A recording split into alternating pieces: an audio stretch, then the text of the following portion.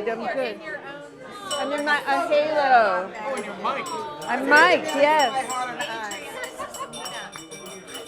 Hi. Guys, before Thank you. our Nice first to meet you. course, this is Nina White from Bobolink Farms. Give some love to Thank you. So our full name is Bobolink Dairy and Bakehouse. And both my husband and myself, we were baking breads in our tenement apartments in New York City. And when we met, it was, quite the epiphany to meet someone in the early 1980s who not only baked their own bread, but also made yogurt in a bain-marie on a tenement stove. And so, the match was made. And we became professional food people. In the 90s, Jonathan was making cheeses with industrially produced milk.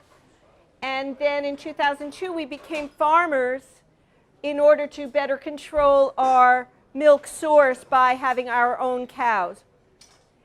And we decided to bake a little bread just on the weekends, just because if we don't get you with the cheese, maybe we'll get you with the bread.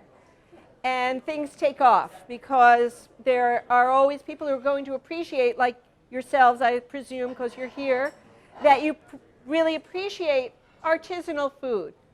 So I just want to step back for a moment and give you my definition, or Jonathan and my definition, of artisanal food, which is the food itself is the star.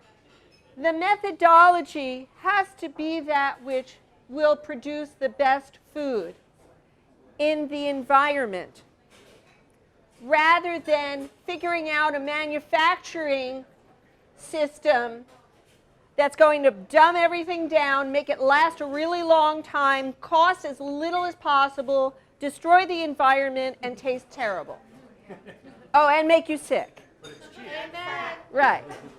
Okay, so artisanal food, industrial food. So now, what makes the elements of what we need to get back to so we can say no to shit flour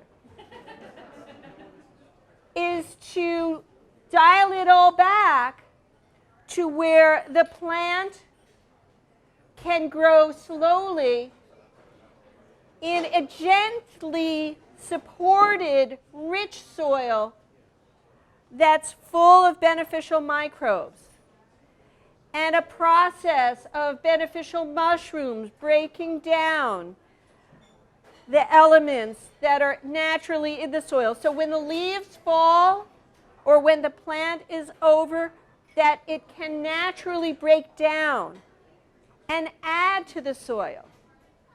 That's on this side, right? On the other side is churn it all up, get rid of it, kill everything, and then put back the necessary elements. You don't need all that. The subtle interactions in this soil are what is going to make the flavor. What's going to let water go down when it rains, instead of just sheeting off and creating what they have in the Midwest right now is grain farms that look like lakes, because the soil has lost its ability to percolate. So, back to the good news. In a living soil, you can plant, yes, it can be a hybrid. No problem. I have no problem with hybrids. Hybrids being you mix one type with another, try to make it taste better, try to make it a stronger plant. But when you hybridize to the point where your wheat berry got so big that it made the long grass, I'm not going to do it. Oh, it did it itself. It broke. This is dry. Right? So science said, ha-ha, we can use this short grass that early humans never chose for food, probably because it gave them a stomachache. And we're going to breed that short grass in to make the stalk shorter, so if the wheat's top is heavy, it won't fall over. Great idea. Let's put into our food system a genetic strain that over the millennia people never ate. Oh, don't worry, it'll be fine.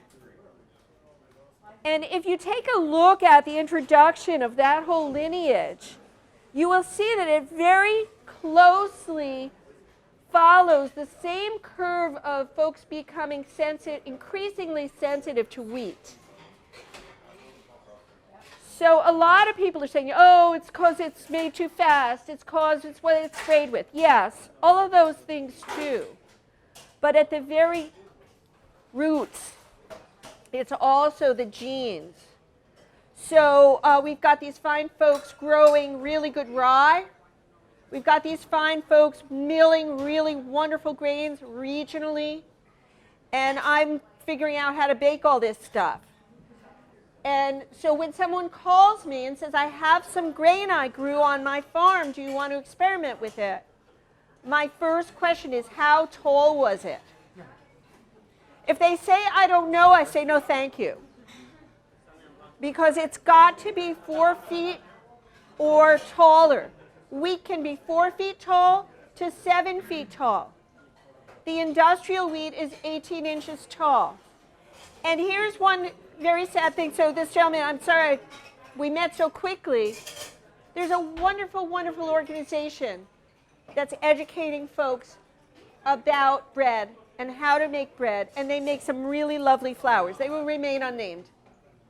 I watched the video on their website because I really want to be able to recommend to my bread students what flours to use if you can't get Castle Valley or Farmer Ground or Champlain Valley, some of the better mills. And by the way, you can buy Champlain Valley at my farm, and we'll talk about whether you can supply me a little bit. But that said, on the video, I'm thorough. I'm like looking at the video of their website section about their farmer connections, and I'm looking in the background. How tall is that wheat? It was short. They're a fantastic artisanal company. They do a lot of good in the world, and at the same time, they are still using the short grains.